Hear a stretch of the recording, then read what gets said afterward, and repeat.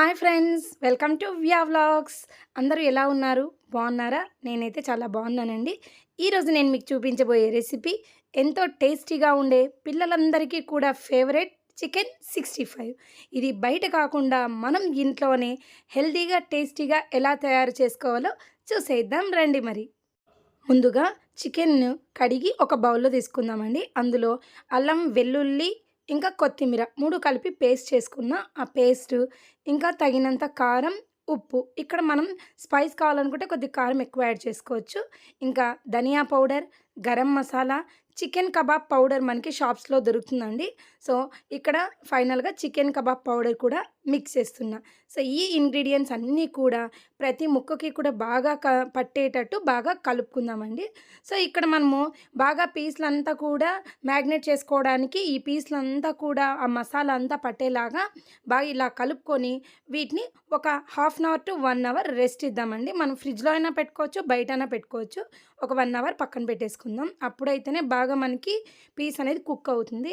ఇప్పుడు అలా 1 అవర్ తర్వాత ఇలా ఒక బాండీలో ఆయిల్ తీసుకొని వేడైన తర్వాత మనం ఏవైతే పీస్‌లని పక్కన పెట్టుకున్నామో మ్యాగ్నేట్ చేసినవన్నీ కూడా ఇందులో వేసుకుందామండి. ఇలా కొద్దిగా మనం లో టు మీడియం ఫ్లేమ్‌లో అడ్జస్ట్ చేసుకుంటూ అన్నీ కూడా డీప్ ఫ్రై చేసుకుందాం. ఇది పిల్లలైతే చాలా ఇష్టంగా తినే రెసిపీ అండి.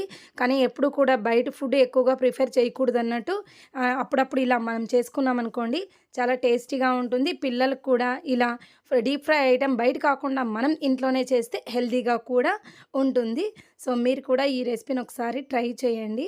ఇలా పీస్‌లన్నీ కంప్లీట్ అయిన తర్వాత అంటే మనకి బా ఎక్కువ మంట పెట్టినామనుకోండి అది పైనంతా కూడా మాడినట్లయి లోపల సరిగ్గా కుక్ అవ్వదు.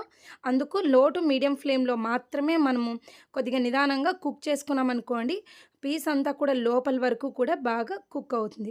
సో, ఇలాగే మిగిలిన పీస్‌లన్నీ కూడా మనము డీప్ ఫ్రై చేసుకుందాం. చేసుకున్న తర్వాత ఇప్పుడు వీటన్నిటిని ఒక సర్వింగ్ బౌల్‌లో సర్వ్ చేసుకుందాం. చివరిగా మనం కరివేపాకు ఉంటుంది కదా! అది కూడా కొద్దిగా ఆయిల్‌లో ఫ్రై చేసి వేసుకున్నామనుకోండి ఎంతో టేస్టీగా ఉండే చికెన్ 65 అయితే మనకి రెడీ అయిపోతుందండి. సో, పిల్లలైతే చాలా ఇష్టంగా తింటారు. మీరు కూడా తప్పకుండా ఈ రెసిపీని ఒకసారి ట్రై చేయండి. మనం ఇంట్లో ఉండే ఇంగ్రీడియెంట్స్‌తోనే ఈజీగా ప్రిపేర్ చేసుకోవచ్చు. ఖచ్చితంగా ట్రై చేసి ఎలా వచ్చిందో కామెంట్ బాక్స్‌లో కామెంట్ చేయండి.